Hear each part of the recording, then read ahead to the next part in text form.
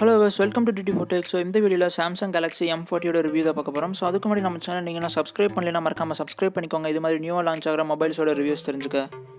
Samsung Galaxy M40 6.3 inch full HD display கொடுத்துருக்காங்க. இது வந்து 84.9% ஸ்க்ரீன் டு பாடி ரேஷியன் அண்ட் இதோட ரெசல்யூஷன் பார்த்தோம்னா இது வந்து 9.5:9 ஆஸ்பெக்ட் ரேஷன் கொடுத்துருக்காங்க. ஸோ இதில் ஒரு பஞ்சுவல் கேமரா கொடுத்துருக்காங்க.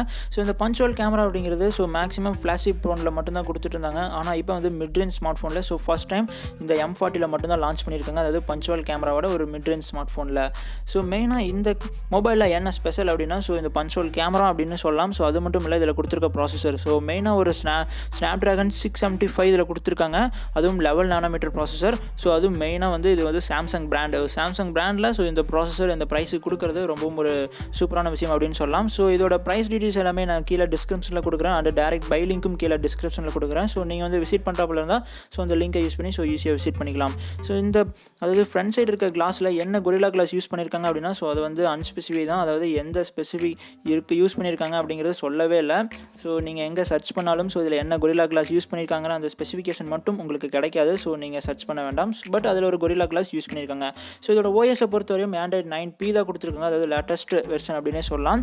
பட் இதுக்கு இன்னும் ஒரு 2 அப்டேட் தருவாங்க. அதாவது Android Pக்கு அப்புறம் வர இன்னும் 2 அப்டேட். இது வந்து 1UI ரன் ஆகிட்டு இருக்கு. இது ஒரு பெட்டரான UI அப்படின்னே சொல்லலாம். மெயினாக அதோட பேட்டரி லைஃப் அப்படின்னு பார்க்கும்போது இது வந்து 3500 mAh பேட்டரி கொடுத்துருக்காங்க. ஒரு ஒன் டே யூசேஜுக்கு ஓவரால் ஓகே அப்படின்னே சொல்லலாம். இதோட ப்ராசஸர் அப்படின்னாவே குவால்காம் யூஸ் பண்ணியிருக்காங்க. நல்லா தான் இருக்கும். இது மட்டும் இல்லை, இது வந்து 11 நானோமீட்டர் அப்படின்னால பேட்டரி ட்ரைன் அந்த அளவுக்கு இருக்காது. ஹீட்டிங்கும் அந்த அளவுக்கு இருக்காது. நீங்கள் கேமிங் ப்ளே பண்ணும்போது ரொம்பவும் ஒரு ஈஸியான ஒரு ஃபீல் கிடைக்கும். அதாவது ரொம்பவும் லேக் இது மாதிரி எந்த ஒரு ப்ராப்ளமே இல்லாமல் ரன் பண்ணலாம். பட் என்னை பொறுத்தவரையும் Realme 3 Pro இதை விட ஒரு பெட்டர் GPU கொடுத்துருக்காங்க. இதில் வந்து CPU பொறுத்தவரையும் அதாவது Octa-core 2x2.0 GHz அதாவது Creo 460 கோல்டு கொடுத்துருக்காங்க. இன்னொன்று வந்து 1.7 அதாவது 6x1.7 Creo 460 சில்வர் கொடுத்துருக்காங்க. பட் இந்த கோல்டு சில்வர் இந்த Creo 60 அப்படிலாம் என்ன புரியல அப்படின்னா இந்த 2.0 GHz அப்படிங்கிறது வந்து 2 கோர்.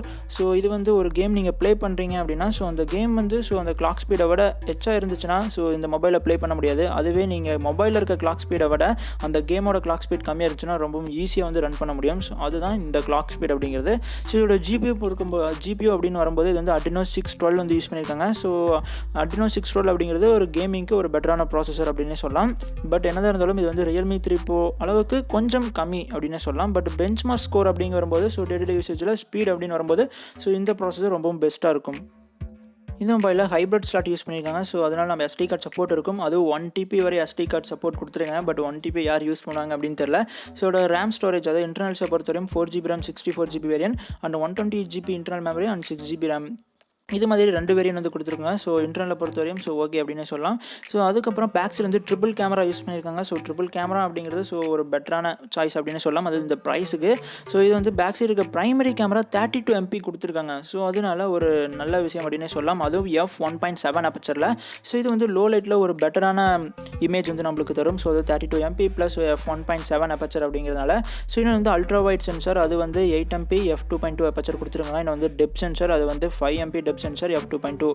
இதெல்லாம் இருக்கனால பேக் சைடு இருக்க கேமரா குவாலிட்டி ஓரளவுக்கு பெஸ்ட்டாக இருக்கும். அதாவது Redmi Note 7 Pro அளவுக்கு ஈக்குவலாக இருக்கும் அப்படின்னு சொல்லலாம். வீடியோ அப்படின்னு வரும்போது இதில் 4K சப்போர்ட் இருக்குது 30 fps அண்ட் வந்து இதில் வந்து 1080p 30 fps ரெக்கார்ட் பண்ண முடியும். இதில் சூப்பர் ஸ்லோ மோஷன் அது மாதிரி எதுவுமே கிடையாது.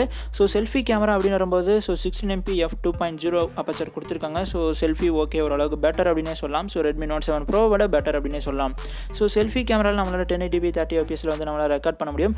அண்ட் இதில் வேறு என்ன ஸ்பெஷல் அண்ட் இம்பார்ட்டண்டான ஒரு இன்ஃபர்மேஷன் அப்படின்னா இதில் வந்து 3500 mAh பேட்டரி கொடுத்துருக்கனால கேமிங் அப்படின்னு வரும்போது கொஞ்சம் தடுமாறும். அதாவது கொஞ்சம் ஆஃப் டேலே பேட்டரி வந்து காலியாயிடும். பட் அப்படி தான் என்ன இருந்தாலும் இதில் வந்து ஃபாஸ்ட் சார்ஜிங் சப்போர்ட் கொடுத்துருக்காங்க.